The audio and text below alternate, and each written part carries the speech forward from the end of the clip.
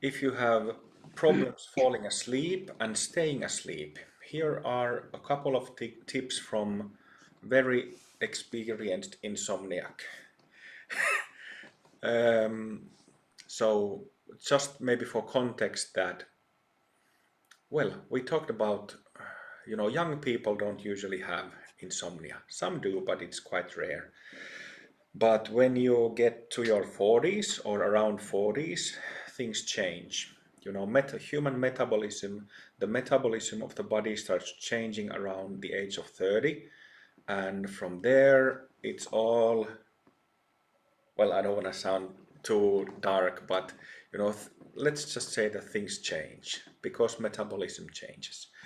And it is partially because of this why also, sleep as you've known it starts changing. So it becomes a different different game, different sport. And especially, myself, I got into bad insomnia because I was burnt out. I had a burnout for 3.5 years, and then I had to keep working, and I had also little children at the same time. So it was a impossible situation to handle without,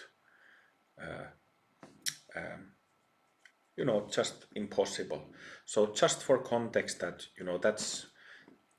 that's the those are the reasons why I had insomnia, and my insomnia meant that I would sometimes, some nights I wouldn't fall asleep at all, although those nights were quite rare.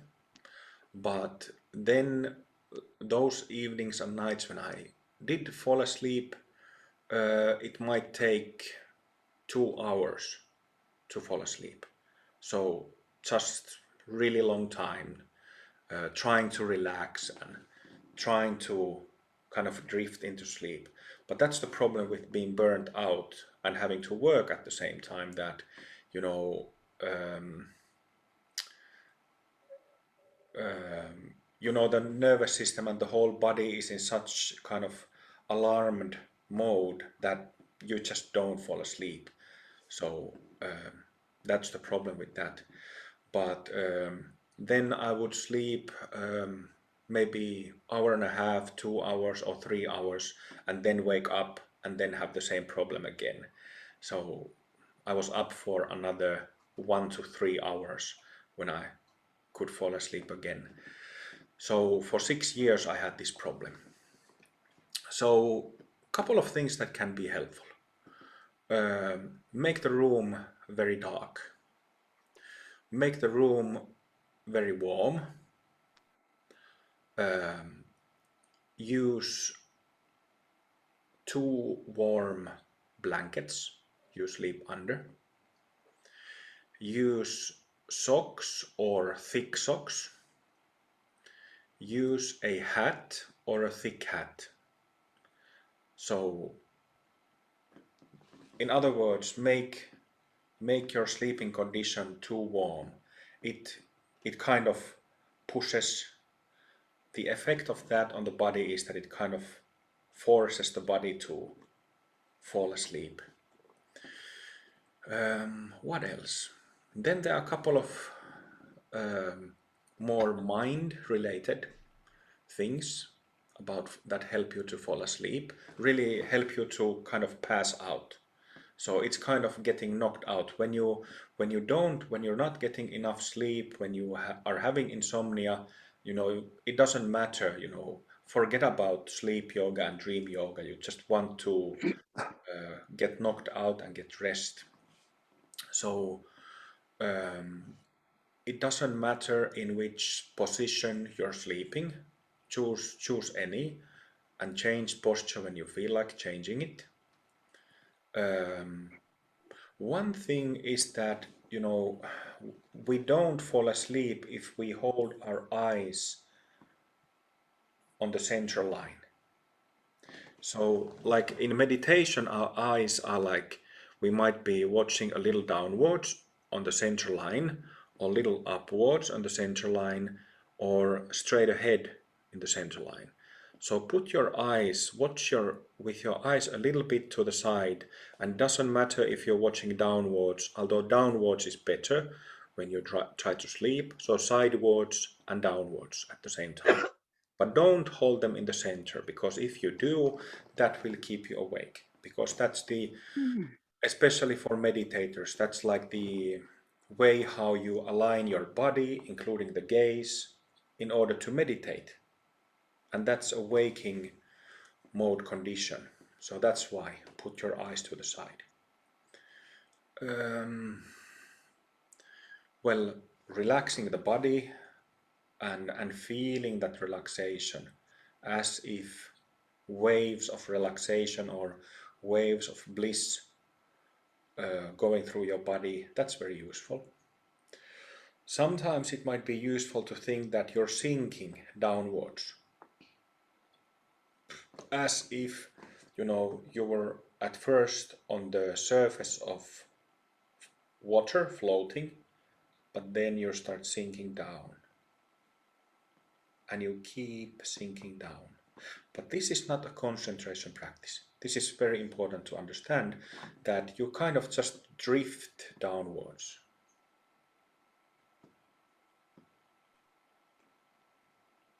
Not concentrating on it really, just feeling like you're floating downwards, sinking, sinking, sinking. I gave the the image of sinking in water, but you might also think of, water is transparent, and that image might interfere, because water is, you can see through it. It's lucid, I think I could say, use that word. So maybe you can think that you're sinking in darkness, sinking underground. That would be helpful. Another little visualization that is good is to visualize that the body is black inside out. Just imagine that the body is black and the surroundings are black. I remember in some of like sleep and dream yoga instructions given by Padmasambhava to some previous tertons, there is a little exercise of imagining like a pea size, like a fingertip size sphere in the color of black at the ball of the feet. Like under if this is foot, ball of the feet is here, so just there, imagining a black spot. Or some other meditation manuals tell to imagine a black spot in the heart. But to me, who had really serious sleeping problems, little black spots didn't do much. So, that's why I've imagined that my whole body is black, or the lower body is black, meaning legs, feet, toes. So that works pretty well. I haven't tried any like herbs or teas that some use.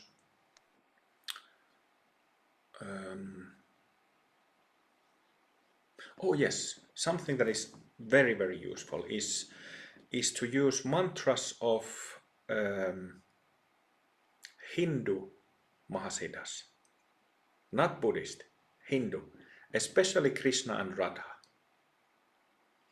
And the reason for this is that there is a difference in tone.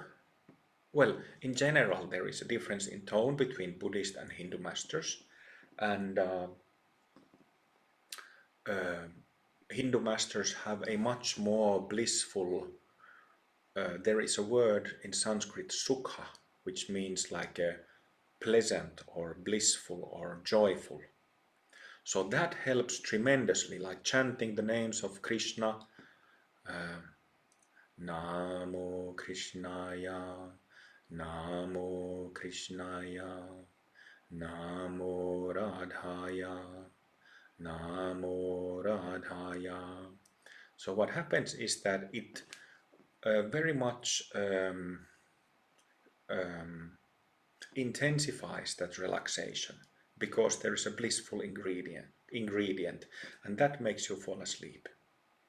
And it's a very, very, very useful advice. I've used it hundreds of times.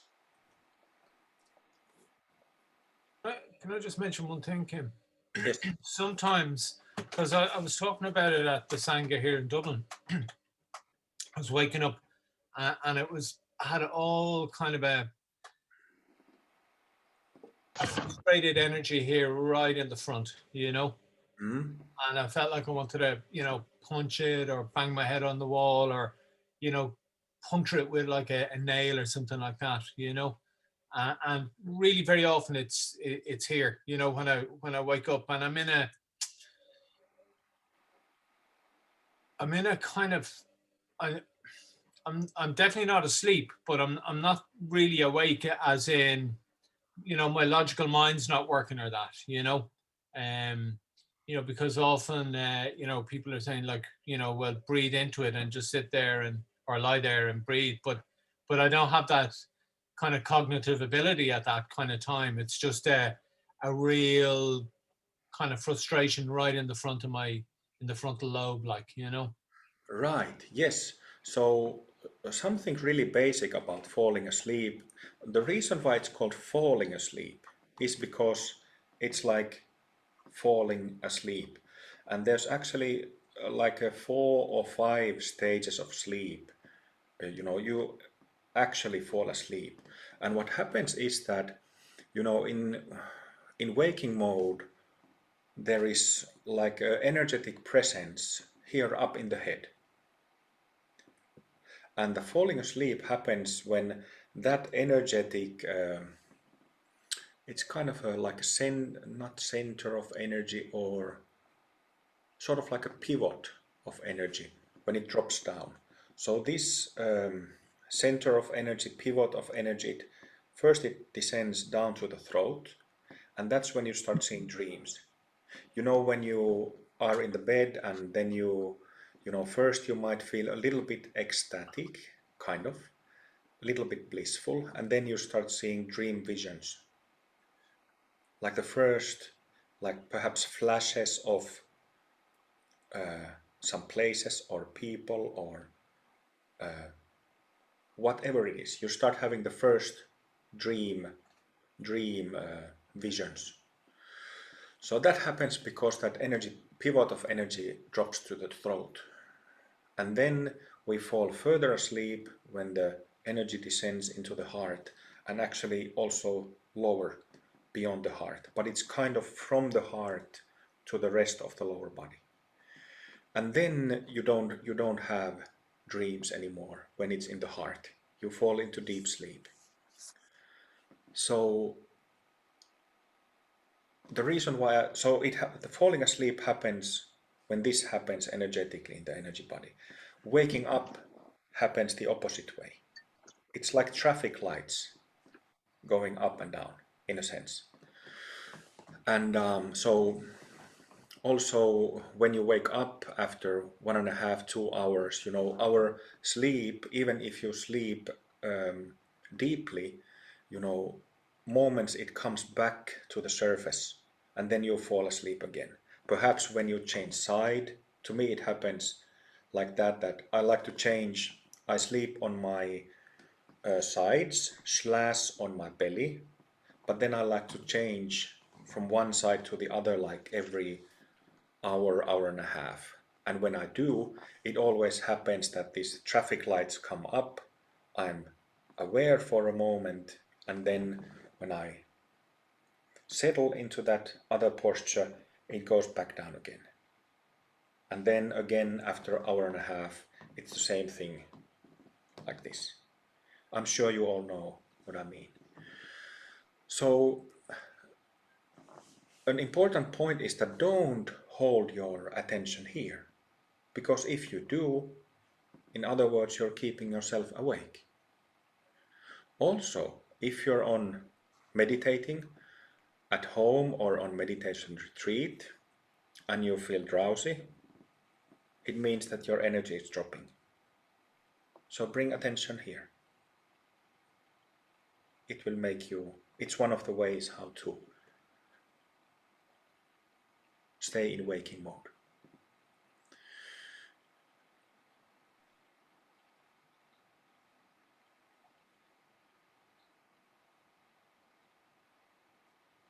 And actually also in that same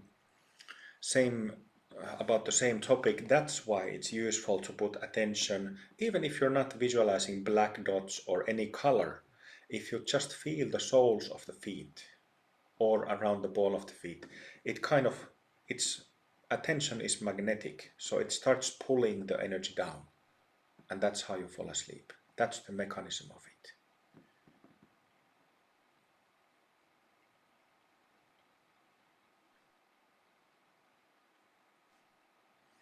What else? So we discussed about the room and the blankets and hats and socks, light in the room, earplugs.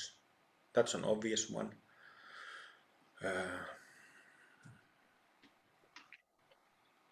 Then these couple of basic advices about visualizations, about relaxation.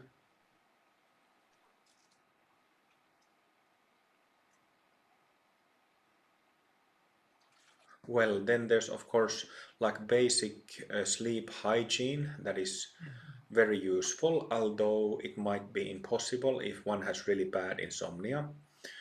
And meaning, what I mean by sleep hygiene is that don't postpone going to sleep too late. So go to the bed earlier, and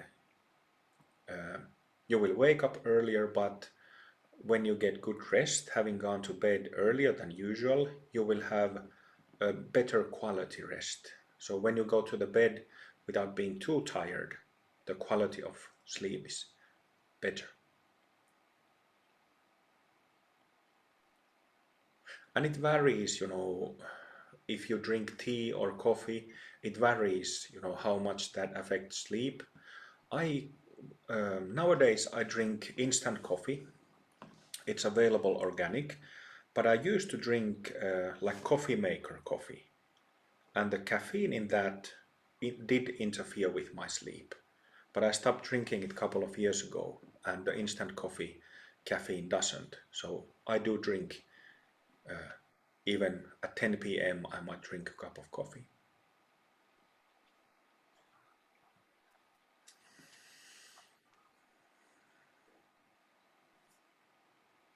Liz, go ahead. I have a different sort of a problem. My problem is that because of sleep hygiene, I think that it's kind of important to get up at a certain time every morning. So I set my alarm for like 7:30. But I just can't get myself out of the bed. Like I lie there thinking, and I know it's not good quality time. Like I'd be better off up and meditating or up and doing yoga. But like the thoughts just come at that time because I'm so relaxed, I'm lying in bed. Mm. And I tend to just stay there. And I'm not sure that it's actually a good thing to do. I don't know if it is or not. But I would like to be able to, like I would normally, I'd end up out of the bed anyway at about 8:15. And I might not have to be anywhere until about 9:30 or 10 anyway. So it wouldn't make that much difference to me. But just what are your thoughts on that time of lying in the bed and thinking? As you know, is it better? Do you think it's better to be up? And I would actually like some sort of, I don't know, a mantra or some sort of physical thing that I need to do when I wake up in the morning to try to kind of stimulate me to, to actually get into a kind of a positive mode that I'm actually doing something rather than just lying there and thinking. And I'm just wondering, it's kind of the opposite of the things you do to go to sleep, but is there something that you would recommend or about? Well, Yes, Guru Yoga and Bodhicitta. If you're there lying on your bed, you know, and if you want to make some use of the time, that's also one of my favorite times of the day too. I don't have to wake up early nowadays. I don't have anywhere to go in the morning, and I used to, I used to, having to do stuff early in the morning for years, but at the moment I don't, and I love it. You know, lying in the bed, not doing anything, they're just enjoying that, that bliss. But I do like to, if I'm not bothered about anything, just lying there, then I might chant mantras, guru mantras, and also, generating bodhicitta, being present with all sentient beings. Do those.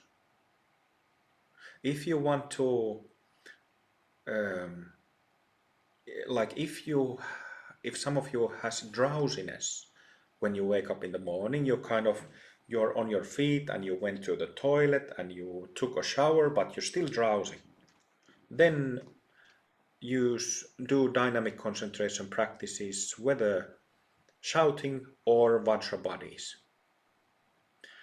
And when you do vajra bodies, squeeze hard with focus. Yep. This is more, it's more the drowsiness lying in the bed, thinking, and once I get up, I'm fine. It's just that initial, wake yourself up thing, like pressing the pause on the alarm and stuff, which you shouldn't do. But, okay, that sounds good. I'll do Guru Mantra. Good, Chief. Thank you.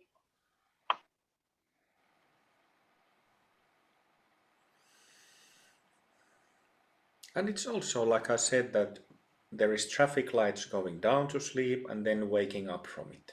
So at some point when the traffic lights are coming up, you know, you kind of become aware of the waking mode. You become aware that you start to wake up in the morning. You all know this. So then it's also interesting to observe, how does it feel when you fully come out of the sleeping mode? How the traffic lights come up here. You can observe that. And you can also observe what it actually means when you fall asleep. What are the traffic lights I'm talking about? It's possible to, like I've a couple of times during this retreat, I've told you that if you start falling asleep, that's perfectly fine if you're aware of it. So it's possible to follow that falling asleep down.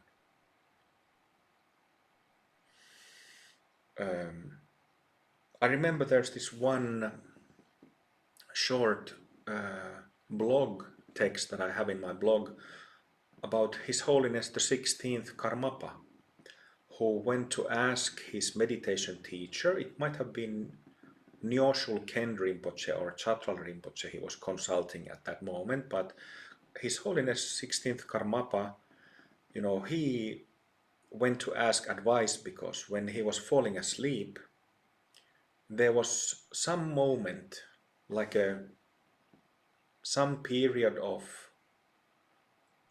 his conscious recognition was cut off, stopped for a moment. So even he had that problem. But, it's possible to follow that falling asleep to the end. Yeah, to all the way to deep sleep.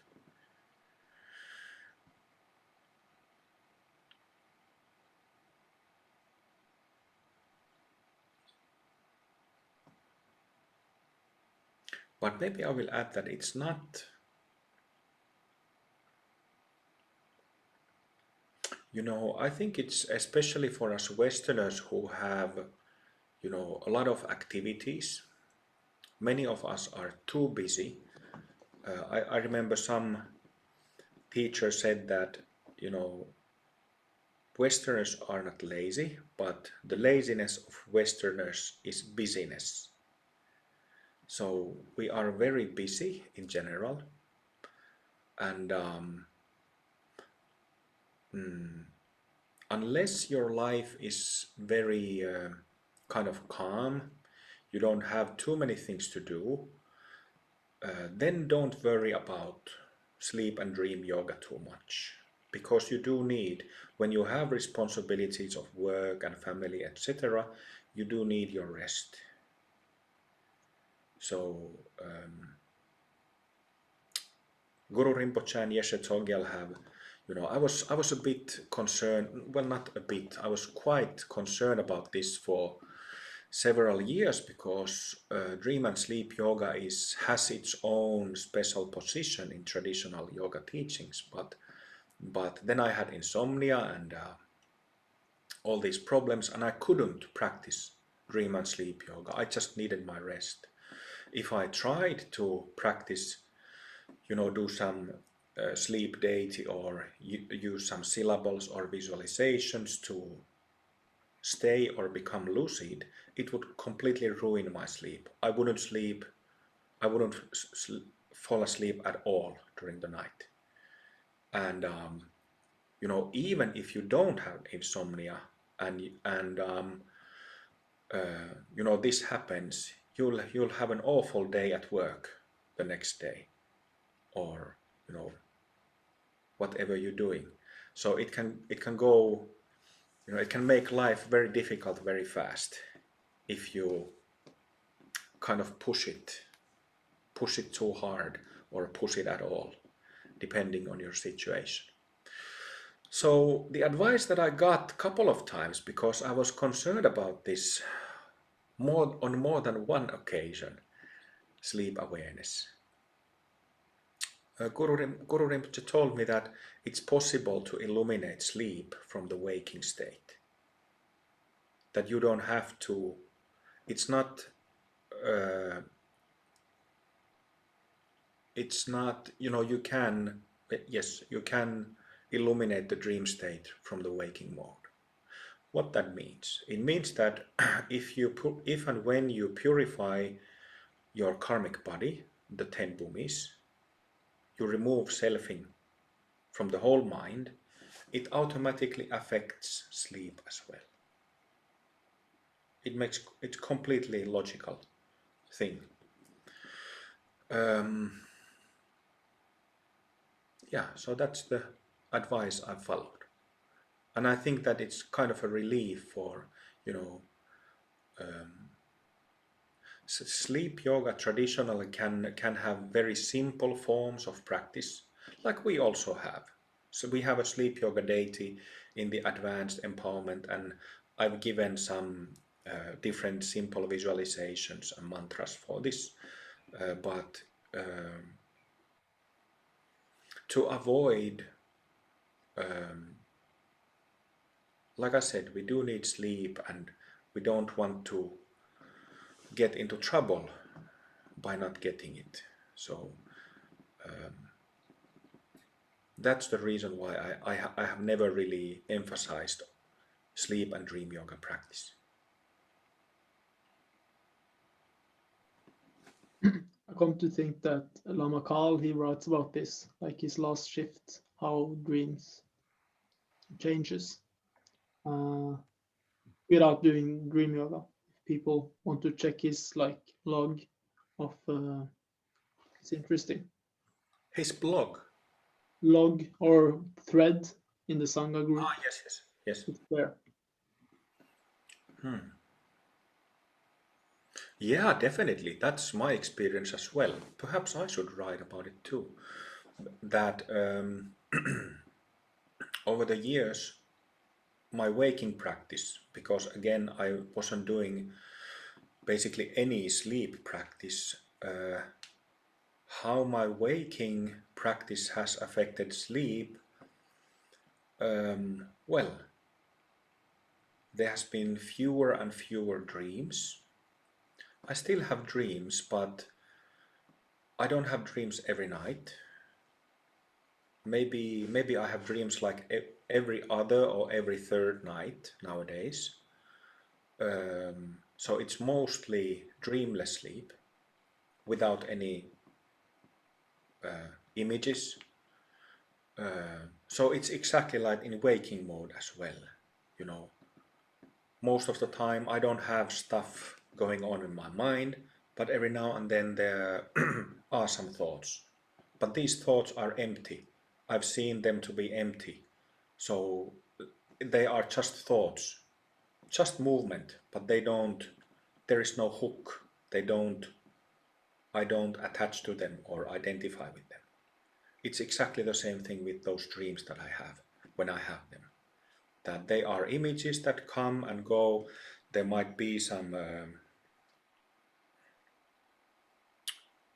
well, I used to have like really weird dreams or absurd dreams.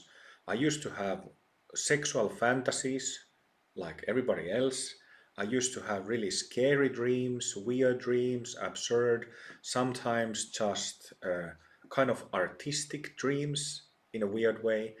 And then I would wake up in this weird energy, right? Can you relate to this? Kind of having just weird stuff, and that leaves you, puts you into this energetic, weird energies, just messy energy, and then you wake up in that energy without remembering those dreams anymore, those dream events. So I used to have that, but I don't anymore. So I do still have dreams, and they are just like thoughts in waking mode, just coming and going, not sticking anywhere. And then I wake up completely fresh. But all those years of insomnia do have made some damage on my physical body. I notice it when if I don't, for one reason or the other, get enough sleep, then my physical body feels really heavy and, you know, achy, and I might have, you know, if there's little draft, cold wind touching my skin, I might get colds easily. So this is because of the long burnout and insomnia. There's some damage on the body. But nevertheless, my mind is unaffected by this if I sleep poorly or badly. And that wasn't the case before. So just a short account for you to know and to use.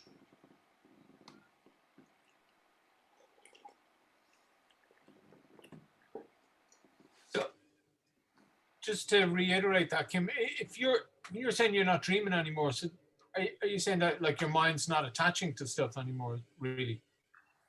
Yes. Okay. But I do have dreams. But you know that, for example, if you have a violent dream, there is a scene of aggression or violence, and you somehow get startled by it or involved in it. Mm-hmm. So first of all, I don't have violent dreams anymore. It's just, I don't have, should I say, negative dreams anymore, that types of dreams.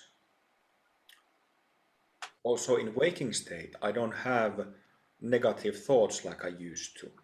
Irritation, anxiety, depression, anger, I don't have it anymore. But so what it used to be, if I had like violent dreams or some sexual dreams before, there was some involvement. Perhaps I got startled of what I saw or got involved, and it made that energetic stamp on my emotional states, and then I would wake up still experiencing it. But that doesn't happen anymore. There's less for you to process. Is that what? What? There's less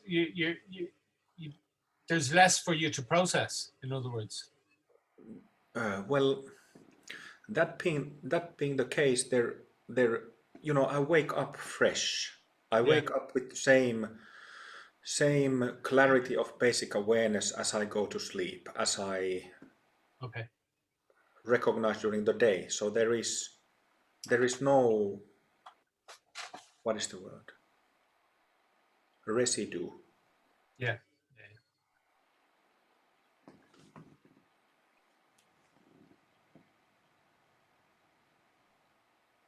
I'm a bit curious about dreams, but I don't know if you're going to keep talking about it, or we can talk about later in questions and answers what you're thinking, or if you're going to practice now, or If you have something about sleep, go ahead. yeah. Like I was like, there's two things. One is that like sometimes when we practice, we kind of we bring in like you emulate, say, anger to vipassanize it. And it seems like dreaming, the fogginess of kind of blacking out when you're asleep comes quite late in terms of perfecting bhumis. So I was just like wondering if you can kind of bring bring that aspect into your practice in waking life. That's the one question. And the other is more like, what are dreams? Because I have like this, not that much, but sometimes these like super duper weird dreams. Mm. And but then some weeks ago when I told you about Utok, the Mahasiddha, I practice him a lot, and he says something like he can appear in dreams and so forth. And it didn't happen that he appeared in dreams, but I did actually start dreaming about dreaming. I had like small glimpses of rainbows the 6th day, Oh, what was which that, I don't think it's Oscar? a big deal at all. But I was just curious. I, I don't think that is a big deal to have those rainbows appearing in dreams. But it was kind of like what I thought is, or been thinking is that, say you do Guru Rinpoche mantra all day for many days, it seems natural to me to think that you will at some point, that will start happening in your dreams as well, like the waking life, how you behave, how you feel, and these things kind of reflect in dreams. Like the general question is like how to make sense of dreams. And it makes more sense to me to think that dreams can have meaning as well, because it sort of reflects that sort of yeah, like your inner life in some sense. Yes, so that is an excellent question. There was some part when your connection clipped and I didn't get some of the things you said, but okay, I think I got enough. Okay. That is a really good question. So when you mentioned Yutok and Guru Rinpoche mantra, um, if we practice a lot, then you start having visions. You start seeing Guru Rinpoche or Yuthok or Guru Rinpoche's Pure Land or other Pure Lands and other Buddhas and Bodhisattvas and Dakinis and also into samsaric realms with their beings. So it's kind of like your like a visionary ability opens up. Also, if people even practitioners who don't practice Vajrayana, when they meditate a lot, they start their visionary abilities start opening up. There's something here that opens up, and it is often the case when we have these 4 days or 7 day retreats that on fourth, fifth, sixth, seventh day, the latter half of the retreat, people tell about having visions of this or that. I have behind me that tanka there. There's Yeshe Tsogyal riding a white tiger in a mountain area. I'm sorry that you can't see, the complete picture of it, but that's a vision I had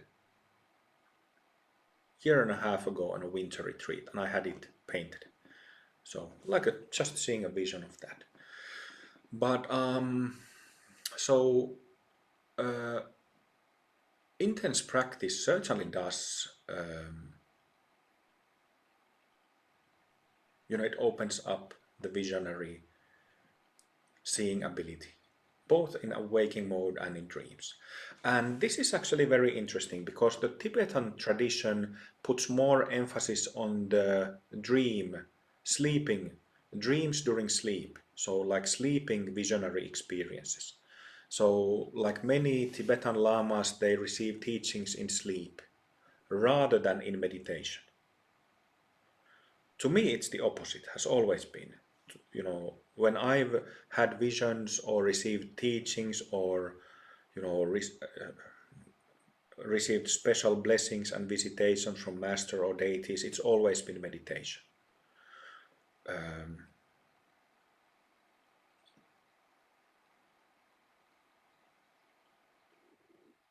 Was there something else that you asked? It's mostly like the general outline of dreams, and also like if, because you sort of black out when you fall asleep, like you lose control, which takes you into that sort of the topic of death, because I think that's some of the reason people talk about dream yoga, because then you're preparing for death.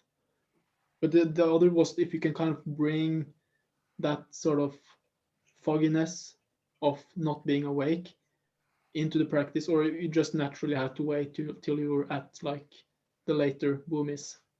Well, you could perhaps imagine that fogginess. You could do that. But to return, you said something about the meaning of dreams. Yeah. So, meaning of dreams. Well, most dreams, you know, there are two types of dreams. And first of all, I kind of personally, I have kind of an allergy about the word dream because, you know, you associate it with sleeping. But dreams during sleeping and thinking, thoughts, emotional states during the day are exactly the same thing. It's just that we are in a different mode.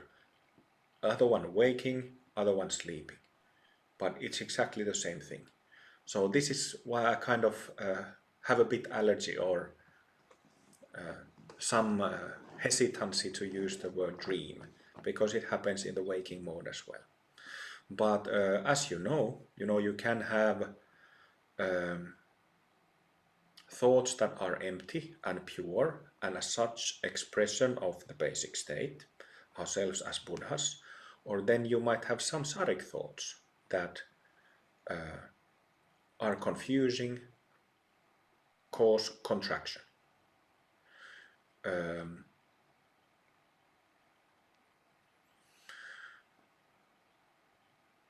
And also, well, you can have, whether in waking mode or sleeping mode, you can also have these dreams, visions that are symbolical. I sometimes have, like, I might see somebody. Just a week ago I saw two of my students in dreams, and they were hands like this, hands, arms crossed, and watching at me a bit angrily. Two of my students in the Sangha. And it was a lucid dream. I was just watching that. What are these two people staring at me? But then I realized that the next day when I wake up, I realized that, oh, okay. You know, I won't go into details of that. But sometimes there are symbolical dreams. But to my teacher, Sivakami, she was a master in, she never used the word sleep yoga or dream yoga. She used the word astral traveling, because she was kind of, she was a Hindu practitioner, and also had been involved with New Age kind of spirituality. So she spoke of astral traveling. And these are two different things, you know. Astral traveling is also part of the Tibetan meditation syllables in some lineages, but they don't talk about this much. But astral traveling means that, well, you can do it out of meditation or sleep, that your mind,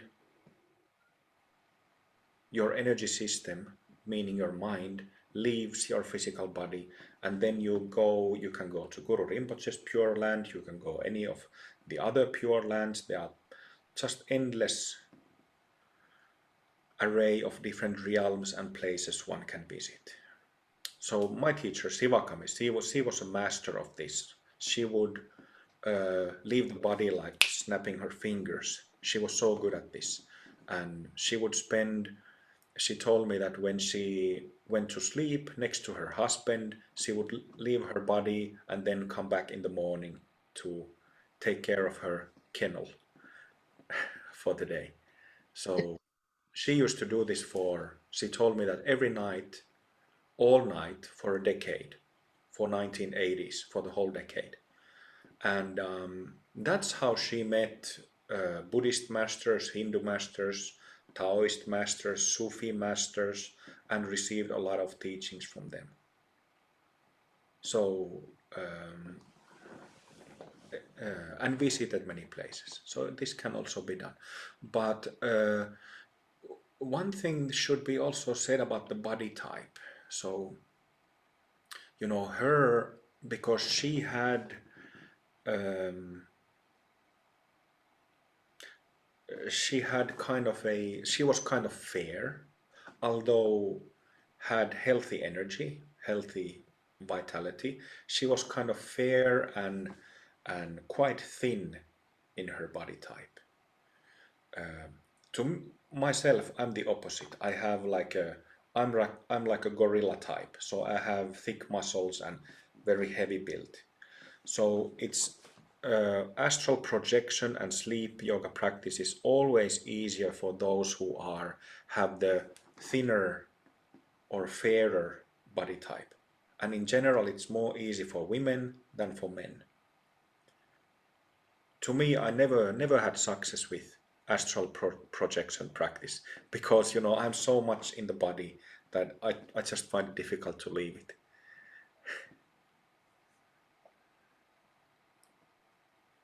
Manus, please. Something that I experienced a couple of times, not particularly important, and I don't know if it's meaningful in any way, but I remember practicing rainbow body yoga.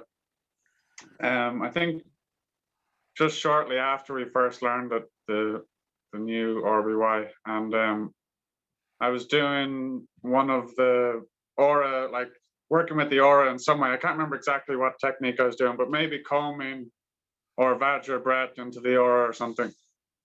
And it was like I located the dream I had the previous night or something. I had like hit it or something. And like I instantly remembered dream I'd had the previous night, like the details of it perfectly.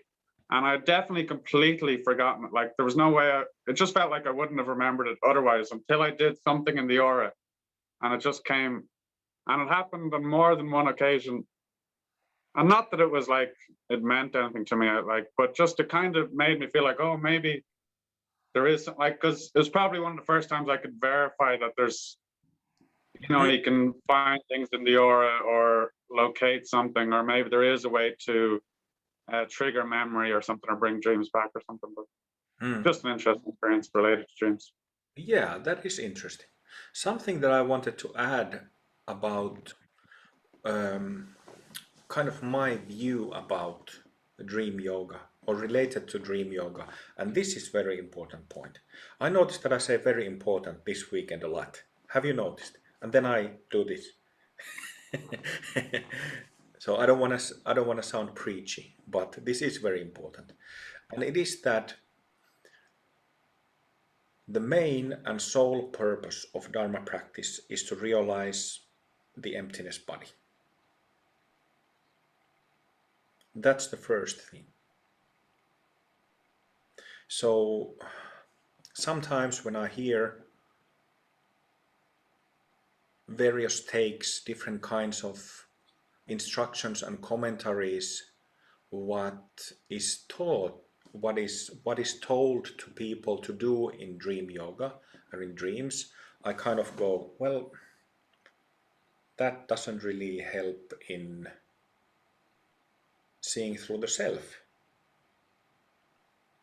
So, all these things where,